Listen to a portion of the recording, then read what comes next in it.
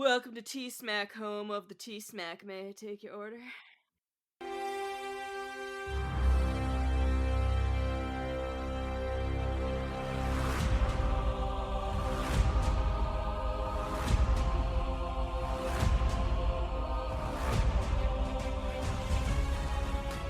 Hello there, and welcome to another episode of Talking Smack, where we talk superheroes, movies, animation, comics, and much, much more. I am your host, Josh Scar, and joining me, as always, is that noisy, large, cat-like person, Alex. Alex, how you doing? He's scratching out in my basement right now, and he just will not stop trying to sing along to the soundtrack of Wicked. That is correct, because I feel very wicked. As in, I'm going to go into your bank account and get back 1009 you made me spend on seeing Gladiator 2. Hey, we double featured, and I gave you the option. And Uh-huh. I told you flat out, I already saw a Lego sequel that I didn't want to see this year. And I'm not doing it again. That was Beetlejuice. So you had to go see Gladiator. I want to know, just before we get into impressions and all that stuff, I'm going to give a shit if it's a spoiler or not. It is a Hollywood movie based off of a play that's based off a book. So therefore, there should be a cameo of the original actors in it. I just need to know, before we go into like yes, no, burnt tire fire, must see the smack ratings, is Kristen Chenoweth in Wicked 1? And Adina Menzel. Yes, both of them make significant appearances, I should say. Okay, then it's already better than Gladiator 2. All right, cool. Moving on.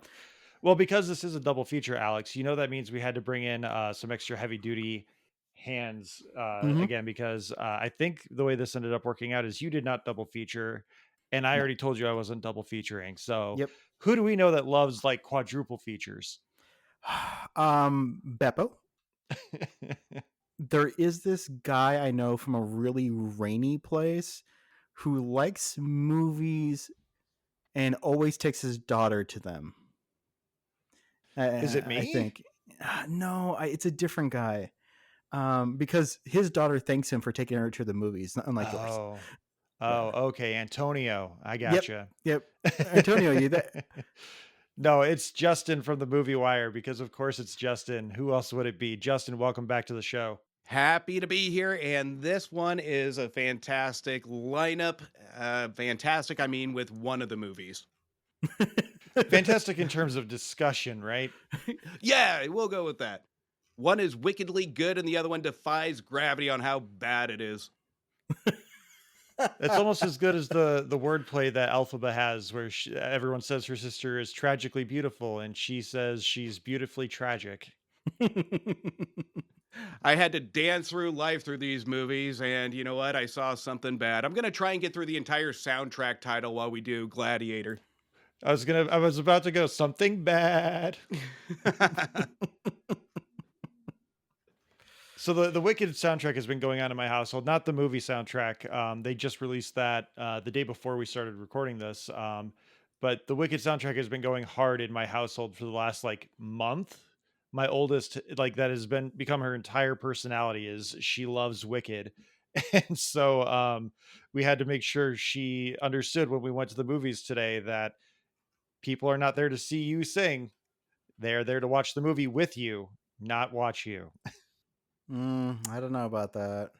I mean, we do have a pretty great video of her singing "Let It Go" at Disney World, where people were very much in Aww. awe of her singing. So that's Disney World. We're out in the open. People are doing whatever they're doing at Disney World.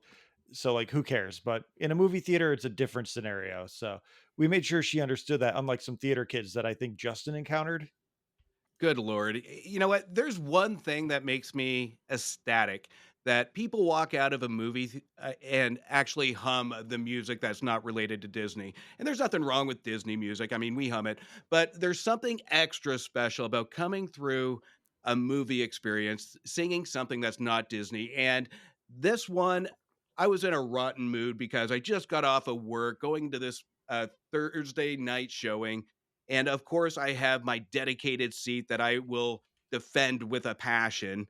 Row E, seat 16. Those of you that want to find me. But Mm-hmm. of course, this time I had almost 12 kids behind me And I got there to get my wicked popcorn bucket about 20 to 30 minutes early to make sure I got it because I got screwed out of Beetlejuice.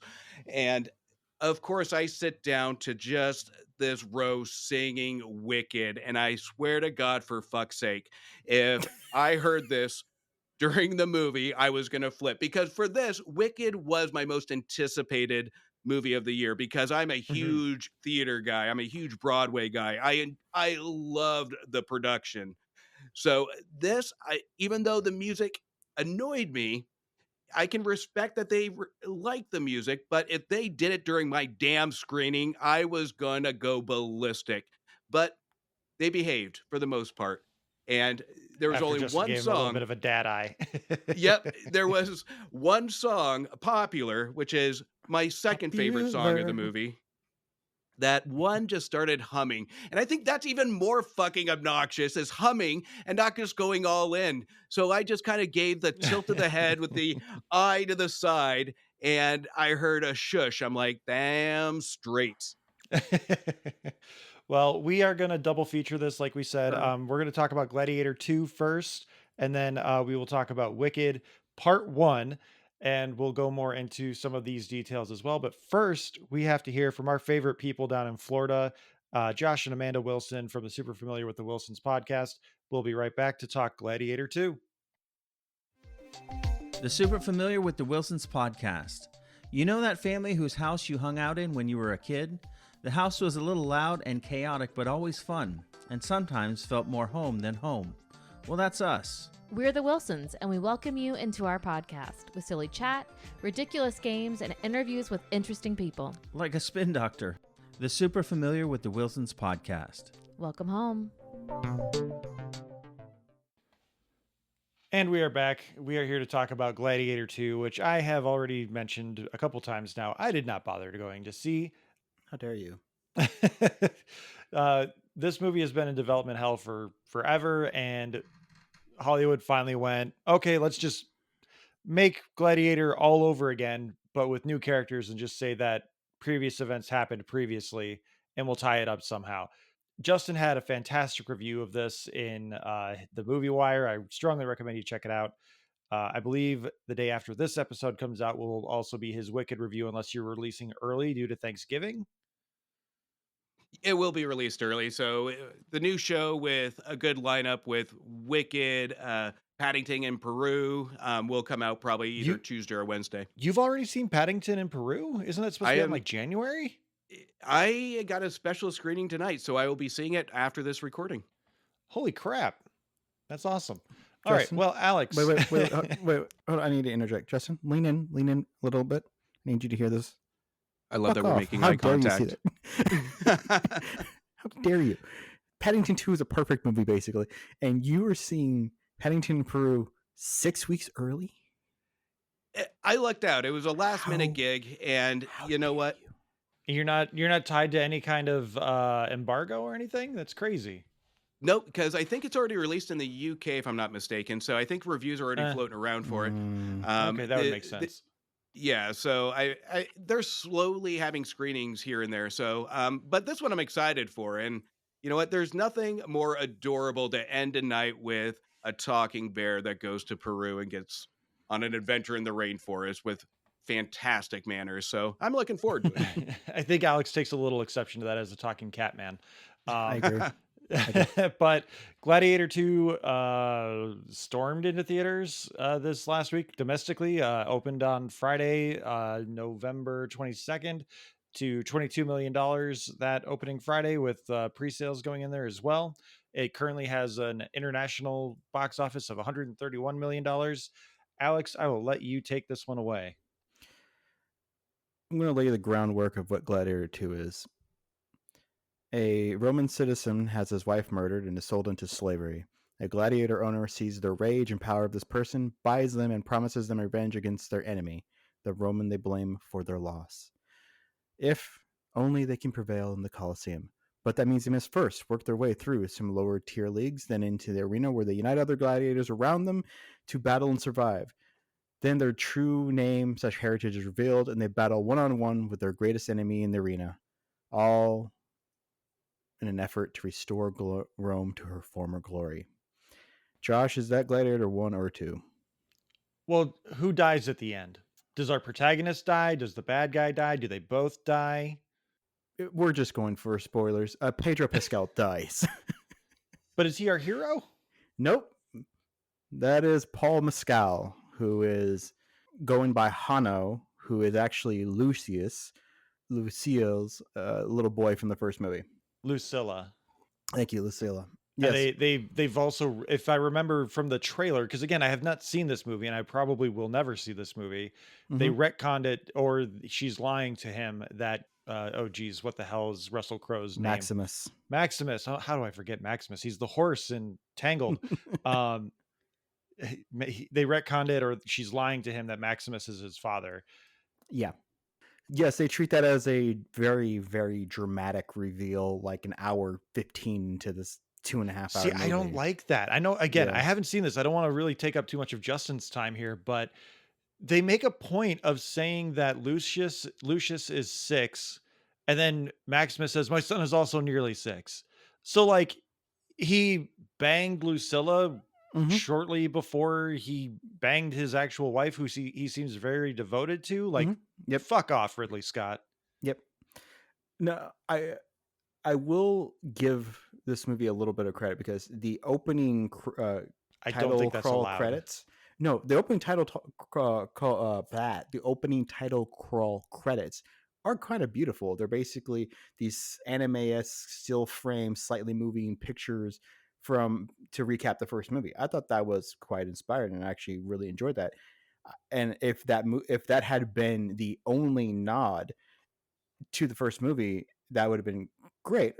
Except Ridley Scott has a fetish, much that he likes to impose upon his people, the viewers, which is I must immediately start and feature wheat being played with in my film, because as soon as that's over, we see Hano's hands dig into wheat and begin to play with the seeds, and then his wife, who the second they introduce his wife, she dies within 20 minutes, goes, "Oh, you should be more gentle with it." I'm like, gentle with what? He is playing with wheat that he's then throwing to chickens, but you're saying he must be gentle. I'm like, gentle with the wheat, gentle with the chickens, a gentle soul. It's beat for beat. And outside of Pedro Pascal's brooding and Connie Nielsen, who as much momentum as they gave her in the first movie to have agency, they just stripped that away to she's a sad mom. In this one, poor Connie Nielsen. And I will give a second bit of credit to this movie. Denzel Washington walked on set, and I don't know if he had a script or what. He just walked on set and said, "I'm doing my own thing. I know what movie I'm in, and it's not this one." And bless him, every scene he chewed. They even had some weird hard cuts where you could tell he was probably riffing, and the other proper Shakespearean trained actors were slightly aghast at what are you doing, sir? And they just cut away. Because he's doing his own thing. He's like, "This is my costume. I have really huge gaudy rings, and you're draping me in all these layers of clothing and robes that I'm like talking while twirling them around my arms and striding." I'm like, bless you, Denzel. You knew that you were in some other movie, and if Ridley Scott gave you one bit of direction, you said, "No, this is my scene. This is my take, and I'm walking off if you try to get me to do something different." I got to give credit to the summary that you just did, Alex, because I think I agree with you on some of it. But I think one thing based on your summary is if I close my eyes and just listen to you, you are the chosen one to just read 50 Shades of Grey. Just listening to you talk about playing with seeds, playing with wheat, playing with capes, Denzel Washington's performance, it was making me subtly aroused over here. So I appreciate that. So, but I do agree with a lot that you said. The opening scene did give me hope on where this movie was going to go, because this is what I went into it anticipating, or hoping, I should say. a sequel 24 years later has to have a balance between respect to the original versus the attention span of society today, which is going to be more spectacle. And that's what I kind of anticipated to an extent. But Ridley Scott went and took the opening hook, the grab that really did grab my attention, and then went full on spectacle. And it became so ridiculous to the point that I had to rewatch the original after seeing this one. And the one thing that I really did miss that is unique in its own way that people just undertone it, that the first one was a spectacle, but it was a beautiful spectacle. It was a violent spectacle, but there was a direction to Ridley Scott that really did take its time in between action and story to kind of bring in the audience to a visual poeticness to it. So to really define the character in visuals, this one, you have just ridiculous fights that just feel like it's just overblown Hollywood that we would normally expect here from a filmmaker that has added some uniqueness, has added some more dialogue to the spectacle aspect. And that's where I think I came into it really disappointed. But the one thing I will 110% agree with you on is Denzel Washington. Anytime he is on screen, he is more interesting, more exciting than any of the fights in this movie. I found myself glued to what he was going to do next than an overpowering mutated sharks that go in the Coliseum, the baboons that are hairless or whatever the hell they are. I would rather watch Denzel Washington own the screen, and that's exactly what he does in this movie. He saved this movie from a complete disaster based on his performance, based on his skills. And this is one of those that, dare I say, that you don't want to really improv away from the script, because if I were to see this on paper, this is Gladiator 2. This is an epic period piece. This is something with a respected director. This is something that Denzel Washington took and he actually owned it. So to the point, I wish that he was in the arena running this movie. So I think if it wasn't for Denzel Washington, this movie would have been absolute garbage. No, I completely agree with you. The Coliseum should be presented, and I love the way that they did some of the fighting, but the first one, there seemed to be more agency to Maximus and more a proper evolution of what he was fighting and why. This one immediately starts off with, you get like a little montage training sequence, and then he's fighting rhinos, and then the next sequence is, all right, we've got the rhinos out of the way. Okay, now we need the baboons. Cool. Which they decided to give them all alopecia, Ridley Scott said, which is kind of interesting, but also makes them look really weird. Which I get that it was an artistic decision, but it's also one that makes that when watching it, I had to go, is this a genetic difference where they bred this? Like, what is the point of this? And then you get the big naval battle with sharks, and there's fire and all this crap, and it's just like it's an escalation that wasn't emotionally earned, because we're supposed to be focusing on Hano and Hano's rage, and that's what Denzel keeps telling him, there's a rage inside of you and I'm going to use it. And I don't really get that from Hano. Hano doesn't have rage. He has a reluctance that he waits. He's like a fighter who waits until he's beaten the crap out of for a few rounds before he goes, okay, I guess I'll pop off and do something here. And that versus Maximus, whose rage was immediate, that he was just slaughtering people until he was told, dude, you're never going to get to the arena unless you do showmanship, which of course then we get the, are you not entertained? We don't get that from Hano. We don't get the emergent rage of seriousness. And they try to tie some of it a little later in the movie by when his wife was killed, his arrow through the chest, and so he broke off the part that had the quills on it, the fletching, the feathering, and that's completely forgotten until really late into the movie, where all of a sudden he like picks it up and he starts playing with it as he's thinking, and it doesn't really even motivate him to do anything. It's just more like, oh guys, remember I'm sad because of wife, right? I'm gonna play with this. Sad. I'm sad. And there's just that core journey is retreaded immediately, with to significantly diminishing returns. That's the part that gets me, is that even the music, Hans Zimmer didn't come back. Hans Zimmer apparently read the script and was like, I'm good, I don't do sequels. But then you look at his catalog, he does a lot of sequels. He did most of the Pirates of the Caribbeans, I think, if Yes. nothing else. Yes, indeed he did. Or at least 3 out of the 5. Yeah. I would also like to give props to Matt Lucas. Matt Lucas is one of my favorite British comedians, and he is the herald of the arena. And he never interacts with anybody in the main cast. It's just always him with a goblet of wine with some people behind him, and he's like, "Today we have fighting here." I'm like, that must have been a great gig. Did you green screen that? Were you at home just getting drunk and you're like, "What's my line, Ridley?" Cool, I'm good. No interaction with Denzel or Connie or Pedro. None. I'm in this box. All right, screw it. I'll get drunk.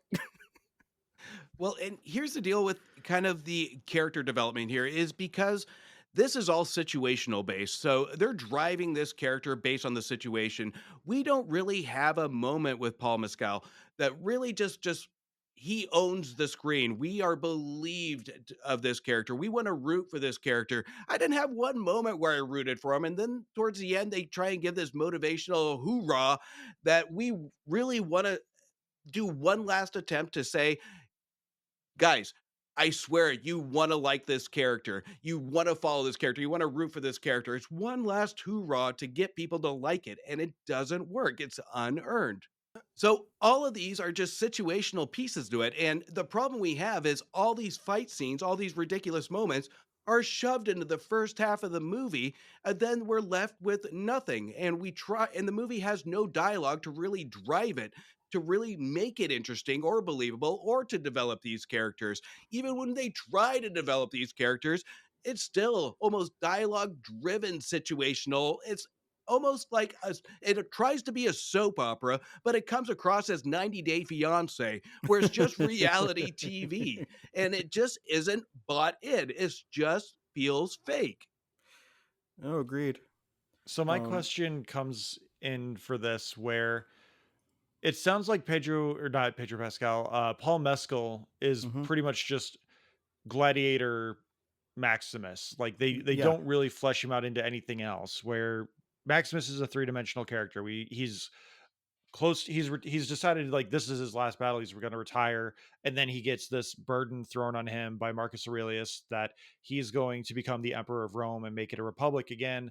And then he gets betrayed by someone he considered a brother in oh god, what is it? Commodus? Yeah, Commodus, played by Joaquin Phoenix. Yep. And like, so there's layers upon layers of like why he would seek revenge and why he would want to take on the government, essentially the emperor, Caesar.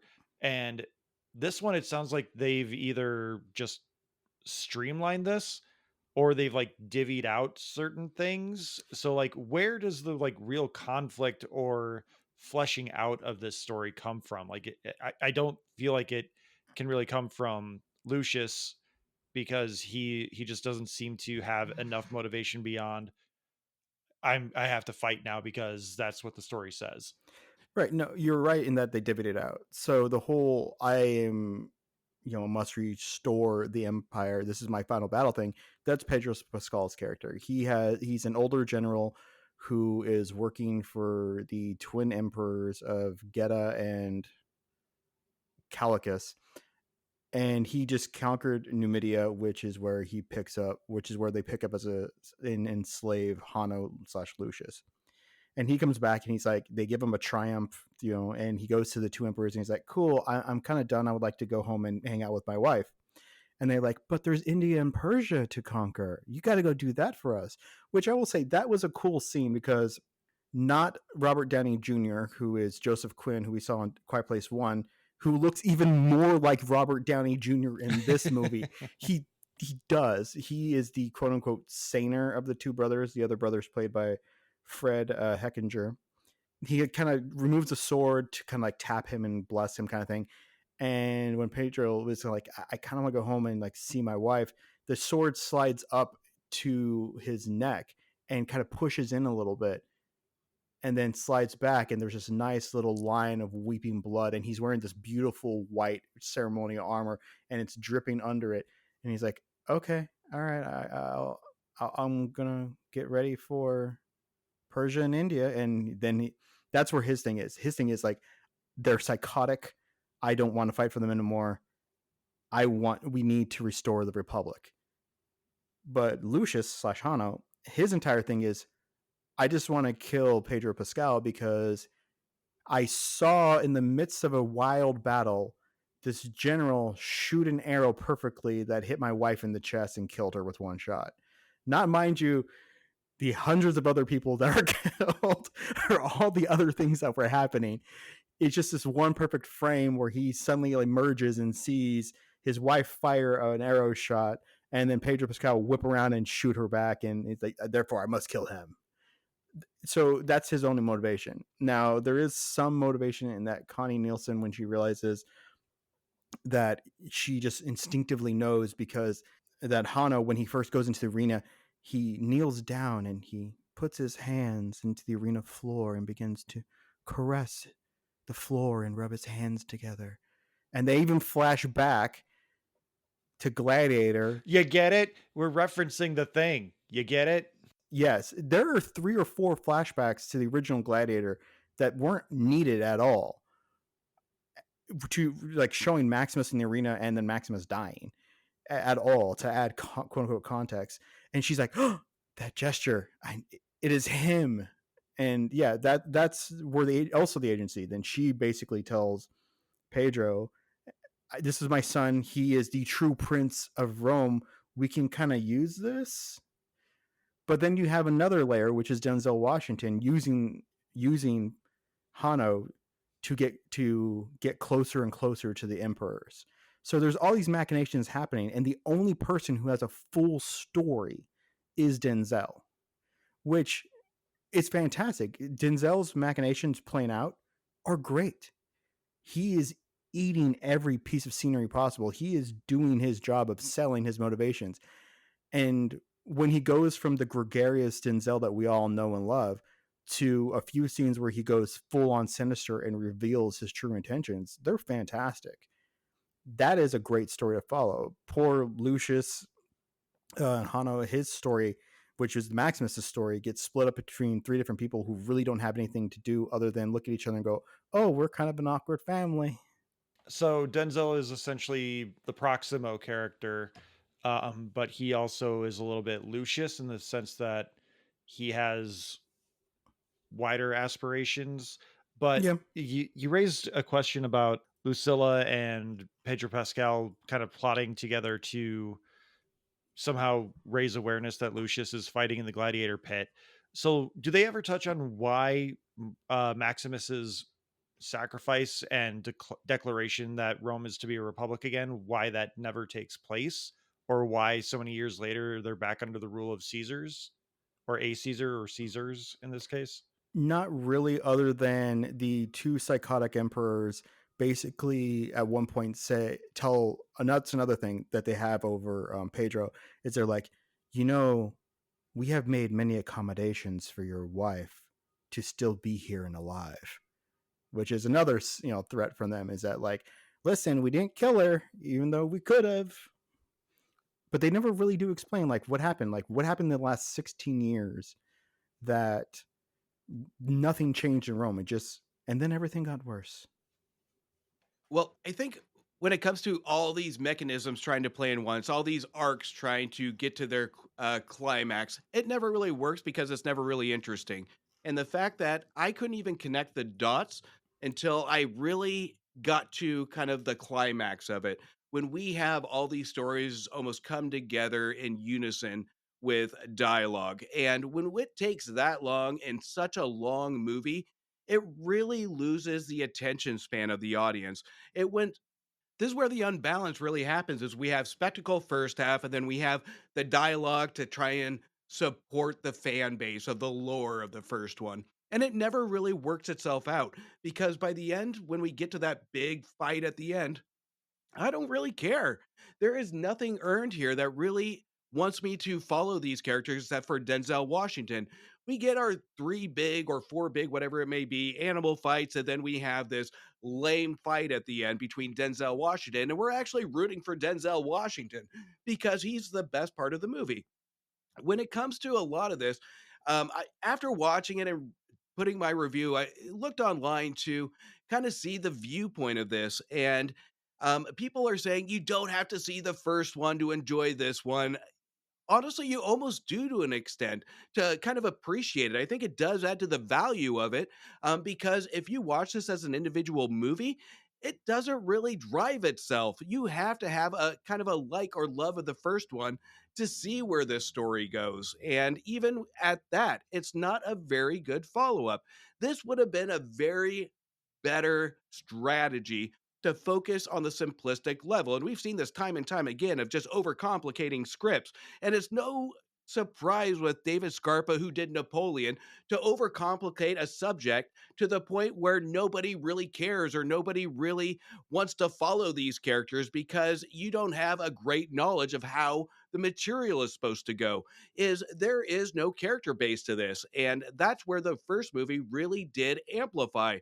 We did have the spectacle of a character, not a spectacle of a movie. And that's where the entertainment value is really stolen from the viewer.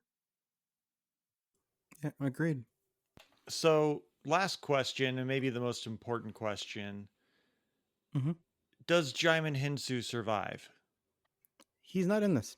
He's not in this. What kind of bullshit world is this that we live in? But Peter Mensa is. I don't know who the fuck that is. He's not Jaimin Hinsu. He's best known for "This is madness," and then he's kicked into a pit. Okay. Yeah, no, I saw him on screen. I went like, because he's kind of the Does he leader get of the Spartan area. kicked again? Unfortunately, not. But he is in. This moment I saw him, I'm like, hey, this is fantastic. Please tell me you like this. I wanted him to go, "This is Numidia." Also, randomly as well, Rory McCann is in this, but better known for his role on Game of Thrones as the Hound. He apparently was one of the members of the Praetorian Guard, the leader of them. Didn't recognize him at all. Strange. He's had a weird year. He was also in the Knuckles show that was very bad. Yeah. And also, unfortunately, removed, but now Ridley Scott is suggesting that there's an extended cut, which he will add back all of her Of course scenes. there is. May Calamoy, she would be best known as Layla from Moon Knight, Okay. Mark's wife, Yeah. who becomes the Scarlet Scarab.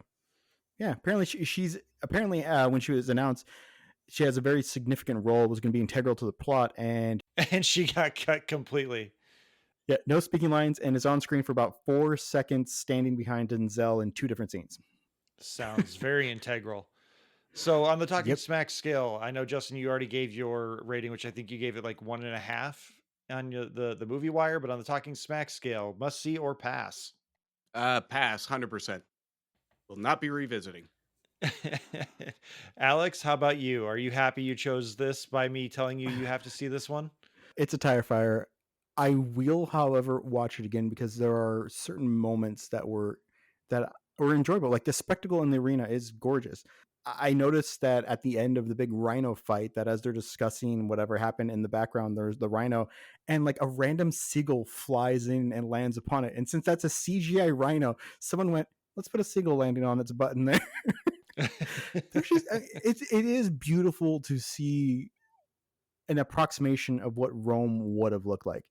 Except Ridley Scott continued the tradition from Gladiator 1, which is Romans are known for their roads and how beautiful and great they are. Rome, the city, has no roads. It's all dirt. And I'm like, why? Why, Ridley? Why? Because it's swords and sandals. You have to make sure their feet get dirty. Oh my God. So, all right, Josh. Well, whenever I see someone less fortunate than Wicked is, and I mean, let's face it, at this point in the year, who isn't less fortunate than Wicked? For my eldest's birthday this year, she really wanted to go see Wicked with a bunch of friends and family. So we corralled up, I think, like 14 people between aunts, uncles, friends, and parents of friends. and we we took up a couple of rows and we went and saw Wicked today. I have been home for like an hour now since we got back from movie and dinner. And I gotta say, we're going full spoilers because, among other things, if you have seen the Broadway show, you have seen this movie. It's just a little bit longer, and it's going to be even longer because part two comes out this time next year. I was so pleasantly, happily, just excitedly surprised at how much I loved this movie. All right, I'm gone. Screw you. This is the Hollywood musical I have been asking for. It pays homage. It's the musical. Like, this is the modern day Music Man. Like, the Music Man movie. Alex is taking off his headset and walking away. This is the musical movie of the stage show. There's like, it's padded hate out you. because they want to do some cinematic stuff, but there's no cynicism to this movie. There is love, respect, practical effects, practical sets. I think there are only like 3 moments in the entire movie where I'm like, that CGI is not great, or like that background is not great. The sets are amazing. The acting is phenomenal. And the performance, like, yes, acting, but like the performances, between the fact that they do the live Les Mis style singing and they touch it up a little bit in post, like you can kind of hear it in the sound mix if you're listening for it. But if you're just engulfed in it, which like most of the people that I'm with don't watch movies the same way I do, they were all like, it sounded fantastic, and they did it live. Like, holy fuck. And I was like, you could kind of hear some things change, but again, you're not listening with the same mentality that I am. Not to say that my mentality is the right one, mind you. I would love to just sit there and enjoy things the way other people do, but that's just not the way my mind is wired. But I was so happy with this movie, and I'm so surprised at how much I loved this movie. I almost cried during Defying Gravity, legitimately. Like, I had to pull back emotions because I'm like, I need to be present with my kids here. But holy shit, is this amazing. Justin, where are you with this? Hold on, just hold on. Well, hang on, Wait, Alex. it's just a simple question. Okay. Your face is red and pink or green and pink a lot right now too. Like, you I are know. very in the moment. You're telling me that the guy who made Step Up 2, Step Up 3D, G.I. Joe Retaliation, and Gem and the Holograms pulled it off? He sure as fuck did. All right, In Justin, go. my humble opinion. Justin, how about you? So this is where I'm going to be neutral, because here's the deal: is Wicked, and I think there will be no debate here that Wicked is one of the most contemporary uh, stage productions that we can see, the most engaging. And I've always said that if you can go to a Broadway show and take 1 to 2 songs out of it that just stay with you, that's a win. Now, there's 2 songs out of Wicked that I can wholeheartedly say that I can listen to over and over again. With that said, I did enjoy it. I did like it. Did I love it? Not to the fullest extent. And here's why. Is I think the integration and the music adaptation of how they transitioned it to cinema, I think the music mix was a little off. At sometimes I saw it in RPX, the instrumental outpowered the vocals. If it wasn't for the choreography, I think that added to some of the fun factor, but I think it took away from the fantastic vocals that we could have heard in a unison. It wasn't until we got to Defying Gravity that I appreciated the cinematic complexities of everything being pulled together from the last moments of the timpani's final booms, that I really did appreciate. But here's where it did lack for me. And again, I'm going to cherry pick this, as all theater nerds will, is the imagination of the set designs, I think, were a little too pushback. And when we get to kind of Oz, and I get it's a prequel where everything seems kind of limp, it seems kind of dry, it seems to have this normality to it, where even the original Wizard of Oz had more imagination to it. And that's where I think the stage production, they could have done a lot more with, because what made the stage production really special is this claustrophobic stage with all these colors, all these vibrant production designs that really got an audience to be engaged in the performances and the action. Now, Is it a horrible movie? No. Is it a great movie?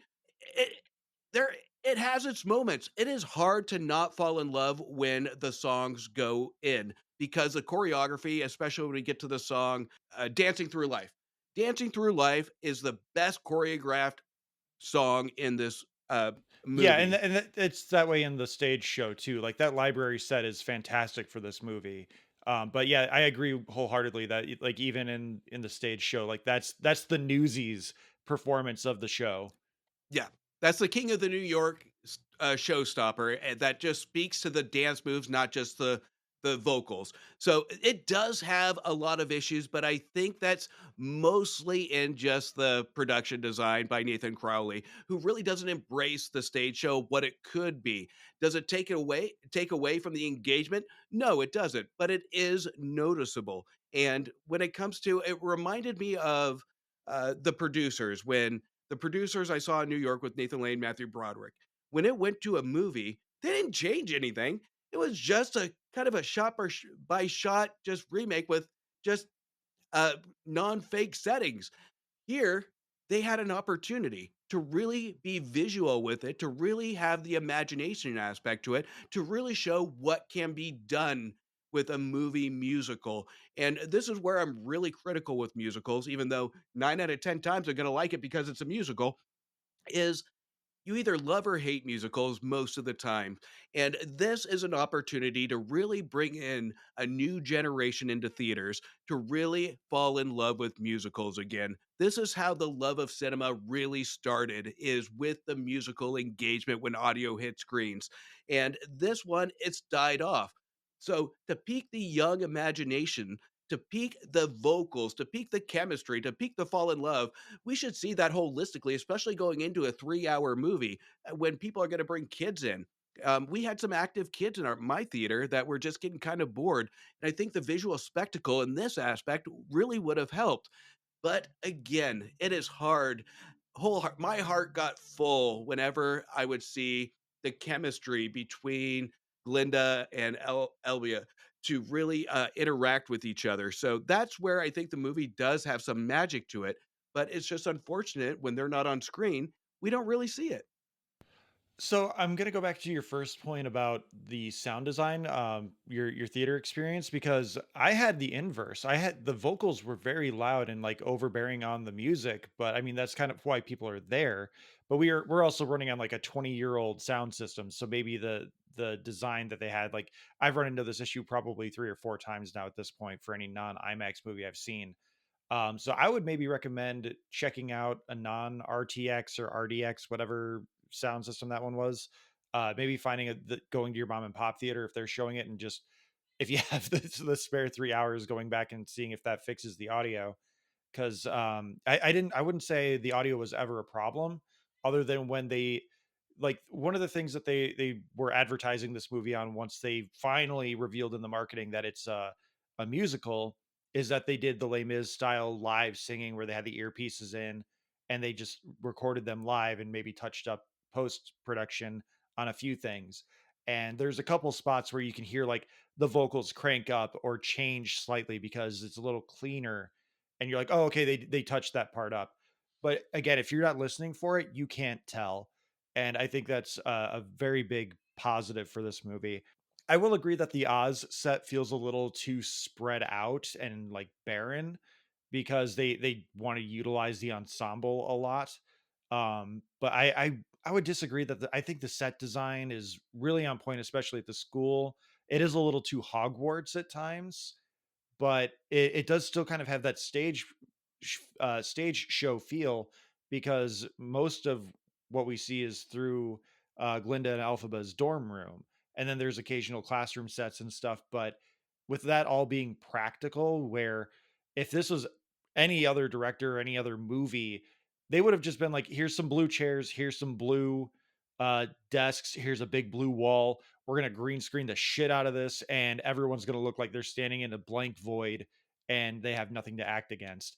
But for whatever reason, they got the production budget for this movie to actually build the classrooms, build certain things, and I think it adds just a great layer into the production value and just the immersion of the movie experience. I will say the biggest knock against this movie is that it's probably 20 minutes too long. I think you can easily shave off 20 minutes and it's still as good as it is. And you're still walking away feeling very satisfied with this being part one of part two, even with it being stretched out into from one act of the stage show, with the next act being stretched out probably even further, because I think the second act is only like maybe an hour long, and the stage show is like 2 hours and 45 minutes with a 15-minute intermission built into that 245. So even with all that, I think the way they paced the music, the way Ariana Grande channeled Christian Chenoweth, but also made it her own with Glinda, everything, Cynthia Erivo as Elphaba, like she just completely owned it. Like she didn't, I don't know if I wouldn't say she really paid homage to Adina Menzel as Elphaba in this, but I feel like most Elphabas tend to be able to be a little bit more differentiated, whereas Glinda, everyone, you have to be the bubbly airhead, and I think Ariana Grande just knocked it out of the park. The question I was really interested in asking both of you, if Alex, if you had decided to go see this anyway, I'm really curious because this is a part one of part two. Do you think they get any kind of Oscar nomination for leading actress? Like I feel like part two is either going to do a Lord of the Rings where they're going to be like, we'll just give them the nomination next year when the part two comes out and the complete story is told, and maybe they'll win. But knowing what I know about the stage show, the heart of the show is really in this first act, and the rest is kind of the machinations around what pushes them to the conclusion of the show in the second part. So I feel like the performances that they put in, they need to find a way to like co-opt the leading actress, because I feel like it would it's I feel like they deserve some kind of recognition for these performances, because we've seen significantly lesser performances from uh like Reese Witherspoon winning for Walk the Line. If you're an actor and you do a singing role, and you like, it's pretty much a guaranteed nomination is what I'm saying. So I'm curious as to like someone who watches and like prepares for awards season, Justin, how do you feel about these performances, and where do you think it lands them in award season? So this one's going to be a tough one, especially when it comes to an adaptation from a Broadway show. And this one's going to be a little bit different than an original musical. The performances are good here; they are good. Um, but when we come to standalone performances, this is where it really gets a little tricky, because these two shine when they're together, and rightfully so, because that's what drives this movie. But when we're looking at Best Actress as a standalone, that's where we look at them as individuals. Is they don't have enough dialogue as individuals, because this is a chemistry driven movie, and that's where I think they're really going to look. And to me, that's a shame, because it is I think more that's a fair challenging. point. Yeah, but that is, to an extent, that is a shame, because it's harder to have a performance on an ensemble than to kind of give a driving performance in such a big cast. So I think this one isn't going to have best performance in nomination. Even though I think both did a fantastic job and they were both engaging performances. But the biggest points when I was engaged is when they were together and we were leading up with the anticipation of what's going to happen next with these two, or what the next musical number is going to be. And I think that's going to be in consideration with the Oscars on it, is going to be that mere fact. Yeah, and that was the other question I had is, do you think again this gets a part one nomination and they give it to them? Because I think this at the very least should be in in consideration for best picture for the year. And again, I maybe next year they get the Return of the King treatment, where in my opinion Fellowship of the Ring should have been the best picture winner, and but they gave it to Return of the King because it's like, yeah, you basically made one long movie and stretched it over 3 years. Here's your best picture award, consider it for all three. Um, but I will say, going back into like the performances, even from the very beginning of the movie, once we get into No One Mourns the Wicked, you can see the difference and like why you would adapt the stage show into a movie, because you can create such subtle performances. Like Ariana Grande, just crushes the pain that she's feeling, that she's announcing that her friend has been killed, and everyone's celebrating and she's trying to put on a happy face, but she knows that that's not it's not a happy moment because she knows the truth of the matter. And it's something that in a stage performance you don't really get because everyone's sitting 40 to 120 feet away, and you just have to do these big theatrical movements, and everything is conveyed through like arms and body motion and voice, that you can't really do a whole lot of face acting. But in this scenario where you can have the camera up close and you can see the tears welling up, the pain in her eyes, how she's hiding everything, so much of that this movie is hidden in those details and the facial performances that you don't get in the stage show, which again I think is something that really plays up to the fact that it justifies what this movie is and why it was made. I think you make a I'm glad you brought that up because that is a very valid point.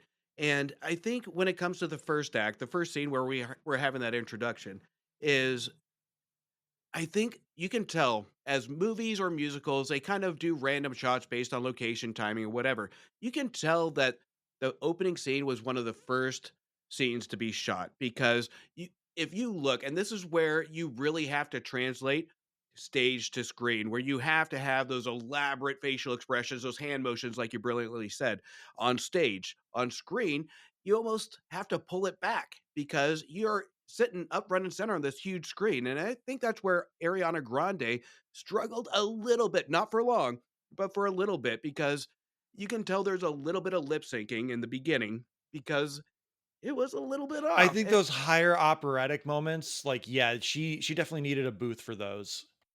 100%.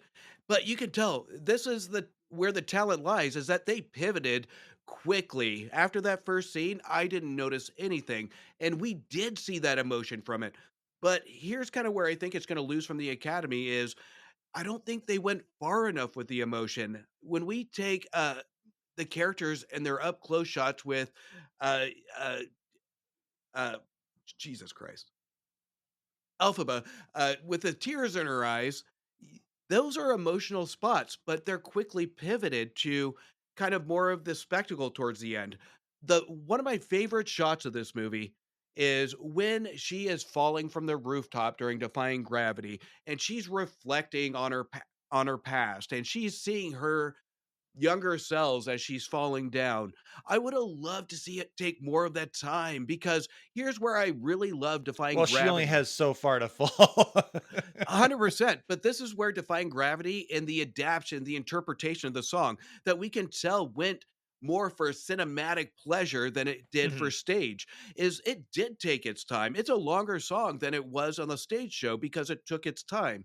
It's okay to take your time during this to reflect on the 2 hours and 30 minutes at this point of what's happening to really engage us in this emotion. And I think that's where they kind of almost missed it a little bit, even though it's my favorite shot. I think they could have gone a little bit further with it on the emotion aspect of it.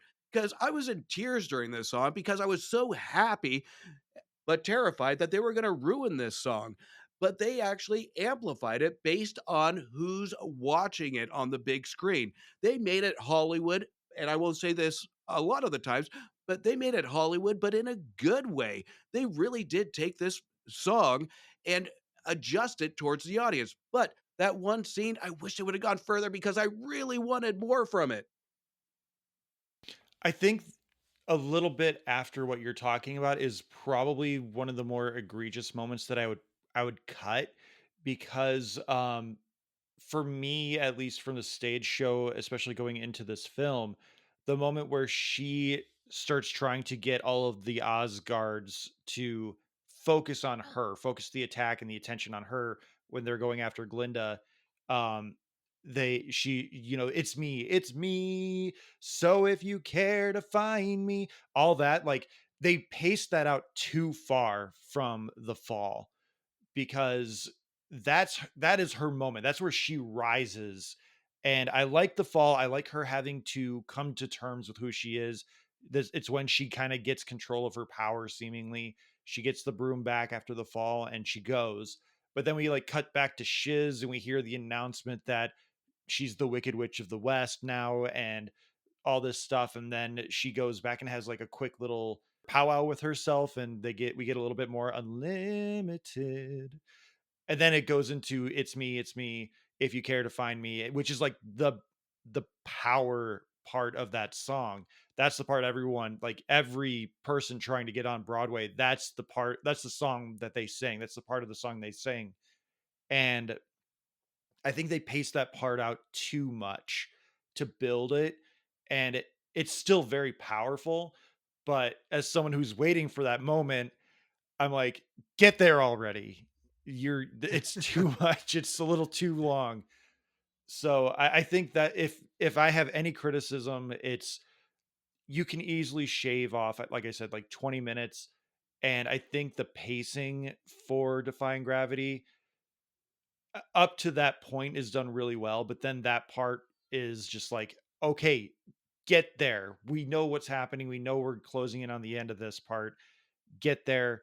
Let's wrap this up, because when the movie stops singing, it does feel very long. Yeah, and I think the pacing on it, and I agree, and I think the movie could have been a little bit shorter, or I should let me clarify. I think utilization of where the time is spent should have been a lot clearer, because we even have kind of towards the second act where we get that pivot where she's learning her power. She's trying to move this coin, and nothing really happens except for another outburst. And then we kind of skip forward to no real other power other than you're off to see the wizard. So there's no real rhyme or reason of her going there. She hasn't had that character arc of her powers yet. So I think that was a little miss on the utilization of time. I think we spend a lot more time on the protection of the animals, which I can understand since she was raised by a bear, the emotional aspect of it. But I think the messaging isn't really solid here. And I know I'm nitpicking a lot on a movie that I am going to give a great review to and I love. Um, so it's the intent of what it's trying to do. Did it deliver the emotional message, the first impression of what you felt going to the stage play? It doesn't. But with such an important brand, of such an important stage show, this I don't think could have gotten better when it comes to how it was executed, because expectations are high for anybody that sees this stage show.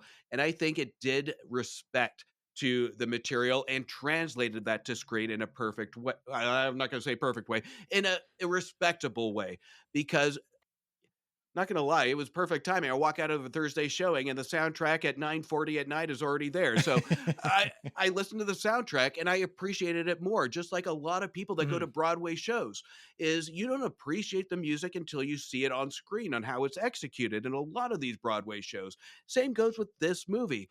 I was unsure of it until I turned on the soundtrack, and I ended up loving it, especially the Defying Gravity piece of it. And I think what really got me was the hold your breath, well, final 10 seconds of the timpani just boom, boom, boom, boom, boom, to be continued. So I think it was a brilliant Mhm. way to end it. And I really do hope that they do go a little bit more spectacle in the second half, since we're now focused in more of the exciting, grabbing your attention piece of the second and final act of the show.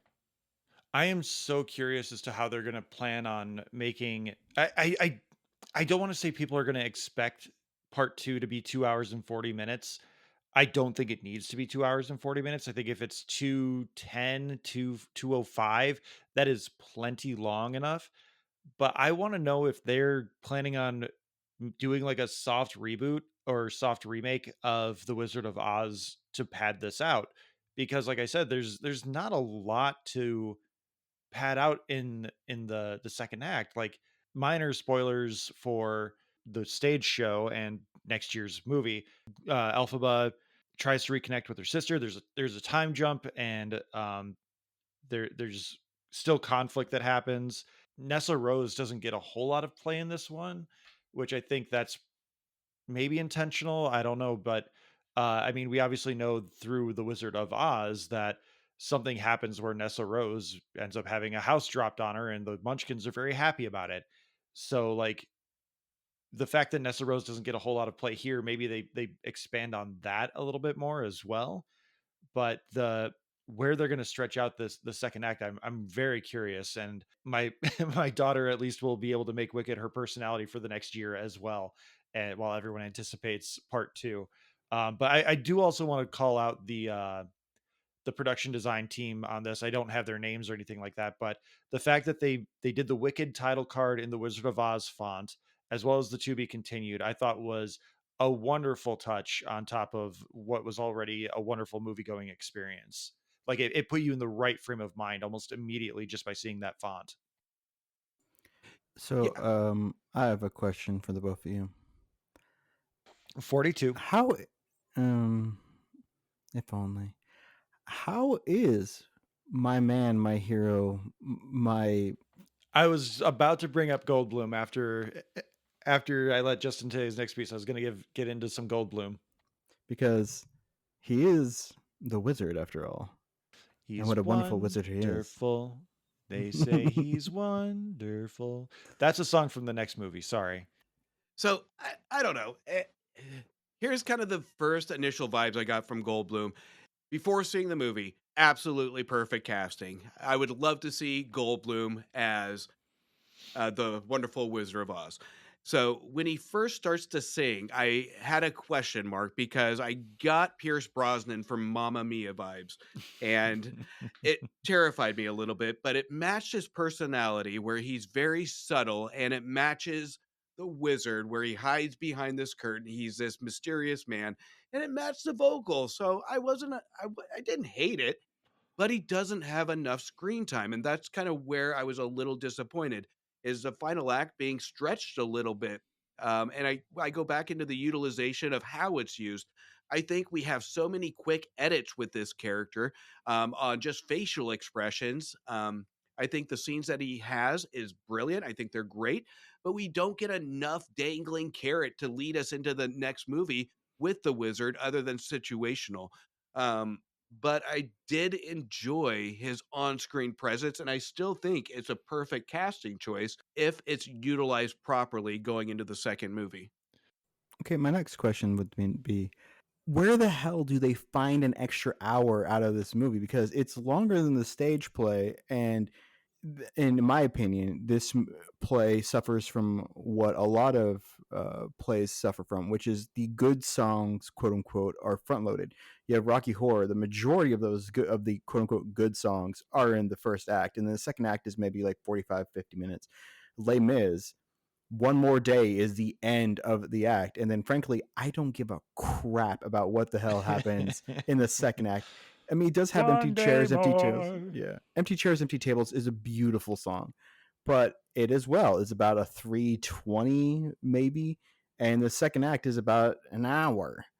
So what did they pad the first one with that it's longer when you sliced out an hour of it for the It's a second little act? more cinematic. They utilize the medium really well. Like I was talking about earlier, they do a lot of close-ups. They use the time to build the characterizations up through pretty much nonverbal storytelling. Because, like I was saying, like uh, the face acting from Ariana Grande and Cynthia Erivo is fantastic. But they kind of take little interludes in the songs as well to kind of pad out the theme of the moment. And it like saying it doesn't sound extraordinarily great, No, I but don't really want an it hour of close-ups. Thank you. they do a really good job with it, in my opinion. I think what they do to emphasize the feelings of the songs as well as like the themes of the moment, I think they all work really well, and it does play up to a lot of the cinematicness of the film or the stage show being adapted into a film.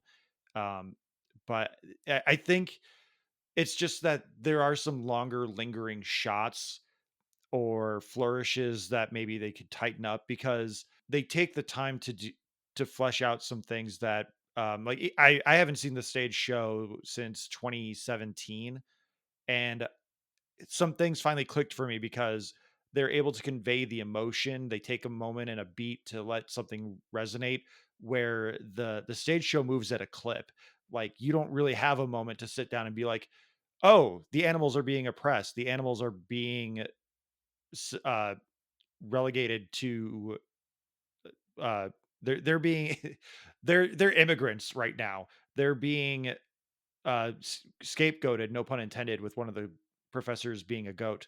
um they're being scapegoated as the reason why Oz and life in the land of Oz sucks right now. And they play a little bit more into those themes and those topics, whereas the stage show goes like, oh hey, Dr. or Professor Dillamond uh was upset, time to go into loathing. Now it's time to show Elphaba and Glinda becoming friends and having good times. We're not going to linger on these themes that are carried over from the book, that we just kind of use as catalysts to move things forward. In this, they let the moments linger and kind of add to what is building up in Elphaba. Okay. Now you praise the set production. Can you in fact see the masking tape that has been painted on the flats for the backdrops as you can in the original Wizard of Oz now that's restored in 4K? So you Because if they remember kept that in, that would make me really happy. so do you remember in Agatha All Along, we praised the Yes. moment where she takes the knife and she tears a hole in the set piece Yeah, she in the literally cuts backdrop. the backdrop. Yeah, I love that. The And she Wonderful walks Wizard off of Oz stage. does something similar. He just doesn't have a knife. Okay, that makes me And then then happy. they swap him out with they swap out Jeff Goldblum with a body double to do some little dances. Well, and that might be him. His wife is I don't a think he's dancer. quite that limber. Oh, okay. Well, and I think when it comes to how long this movie is, and I think they do a great job at this, is they prolong. Again, we do get a little bit more depth when it comes to the animals and all that. The songs are a little bit longer because of they want the visual spectacle of the choreography, but I think they give a lot more hints at when we get our Jonathan Bailey who turns into Scarecrow, our Munchkin character that turns into Tin Man. There's a lot more elongated Easter eggs on what's going to probably come in the second piece of the movie on how that's going to transpire. So I think they spend a little bit more time. And of course, we get our old cast coming back with the vibrato of defying gravity as an Easter egg. So there's a lot of Easter eggs that do prolong this as well to kind of appease not just Wicked fans, but Wizard of Oz fans. And I agree with Josh, is there is a lot of elongated shots here to kind of take in the environment, to kind of take in the scenery. But I think most of the time spent is expanding the emotional stake of how we feel about these animals, and rightfully so, because we get kind of extended scenes of our Wicked Witch being raised by animals. And I think that's where they really want to connect the dots with the audience in a cinematic way to have an impact of memory as we get into the second half. So I think there's a lot of importance with connection to this new audience that have never seen Wicked that they really want to pull into this experience. So I think that's, again, I kind of agree with it, but at the same time, I do think the utilization could have been a little bit different. But I think rightfully so, they were in the right direction of how to execute a new audience. Like I was saying, I do think you could shave off 20 minutes and you probably would not notice. But once you get into the fun of it and like the musical numbers, you're like you forget about the time until there's another longer sequence between songs. Then you're like, what? When are we singing again? I want to have fun again. That's going to be the challenge of the second one because all the good songs in most Broadway shows are like we kind of pointed out, are going to be in the first half. So my fear in the second half is that they are going to go all in on spectacle and nostalgic feelings of the Wizard of Oz and kind of not pay attention to the music. And that's my biggest fear with the next one.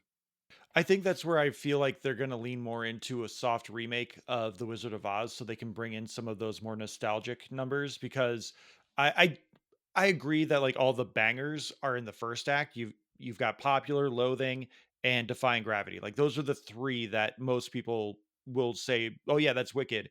But like you have As Long as You're Mine, For Good. Those are two really good songs as well. But a big part of what we were talking about earlier is the chemistry between our two leads, between Elphaba and Glinda.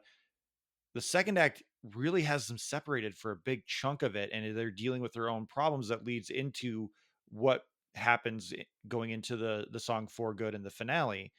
And so, like what Justin, you're saying, I think that kind of lends credence to what I was thinking about, where they're probably going to work in Somewhere Over the Rainbow. They're going to work in Follow the Yellow Brick Road, just to kind of pad out the runtime and to make sure people are still having a good time.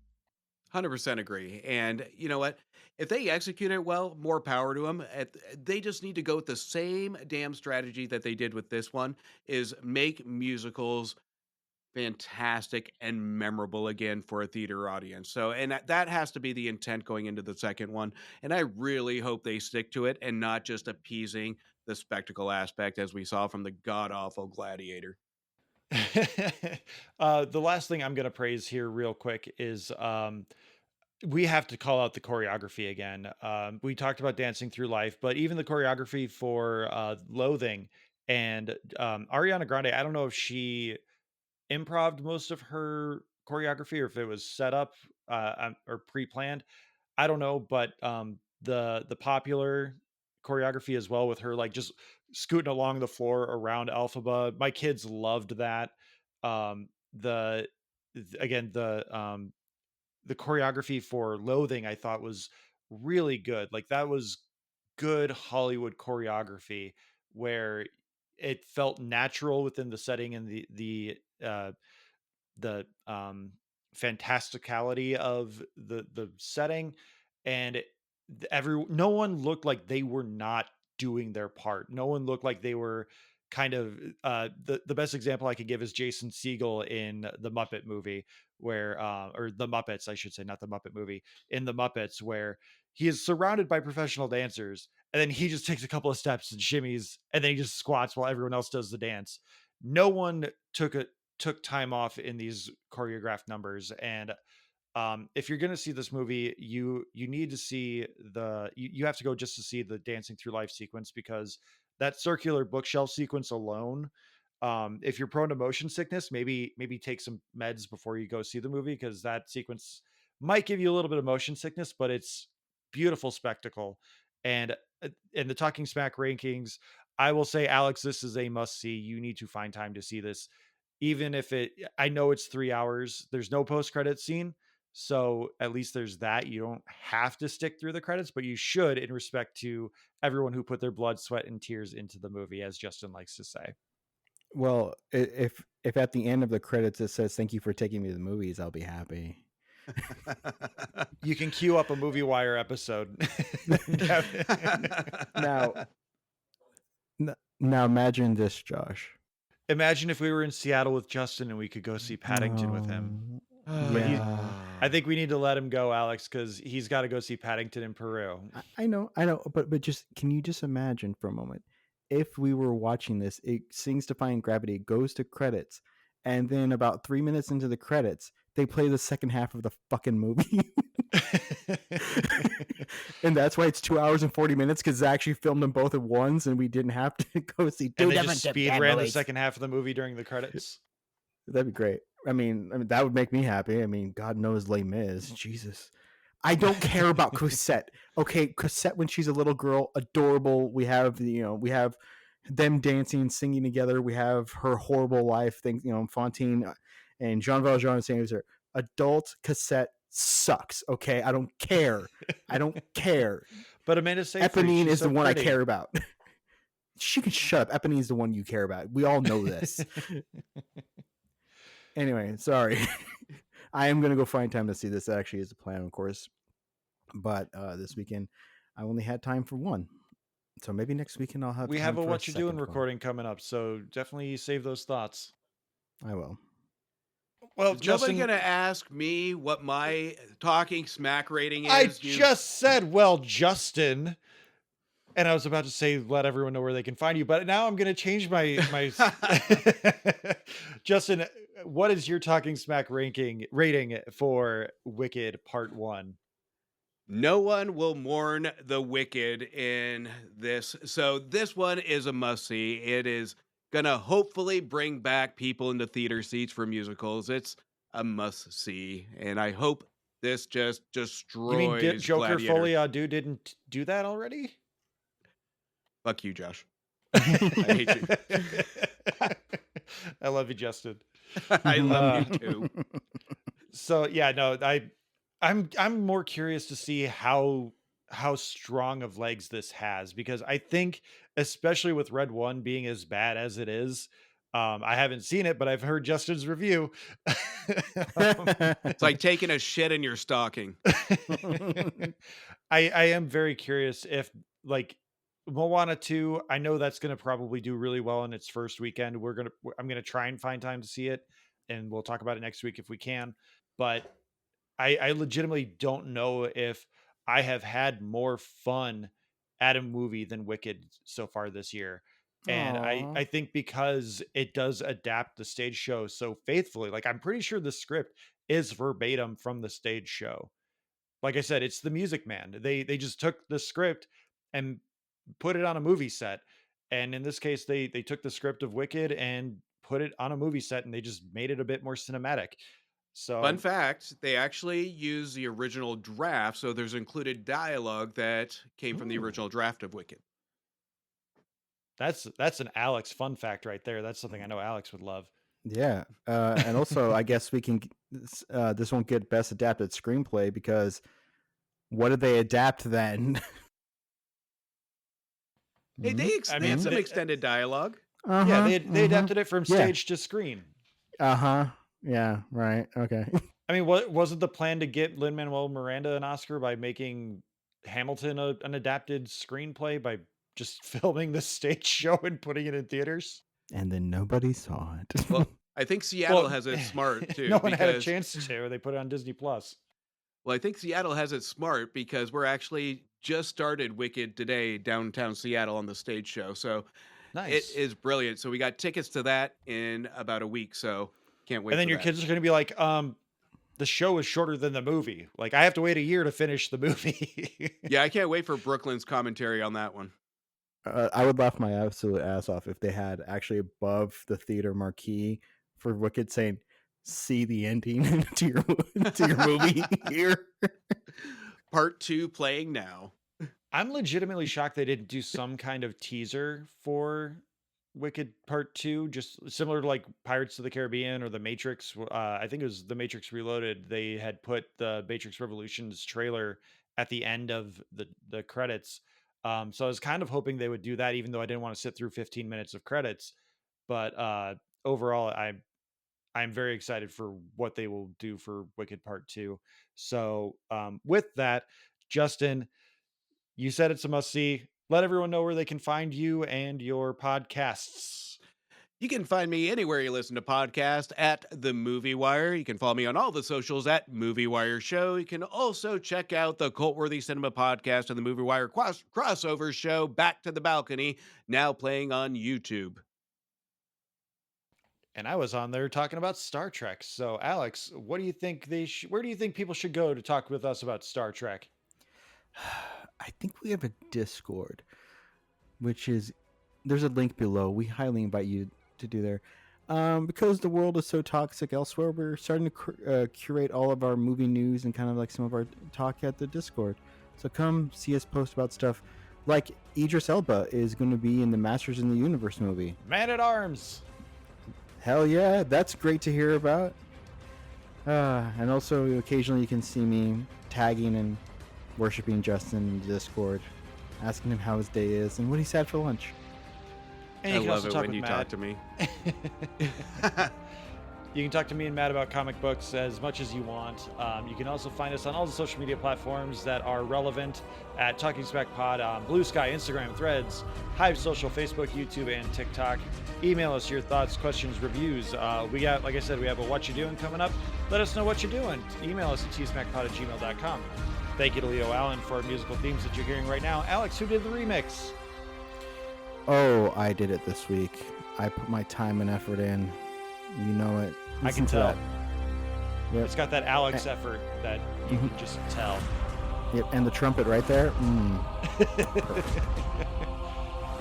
Thank you to Beppo for original avatars, Retro Ale Studios for our Ricky avatar. Please like, subscribe, rate, review on your podcatcher of choice. And most importantly, Alex, Justin, thank you for being here.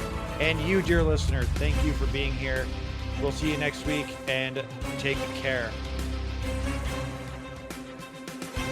And Justin, you know what to say.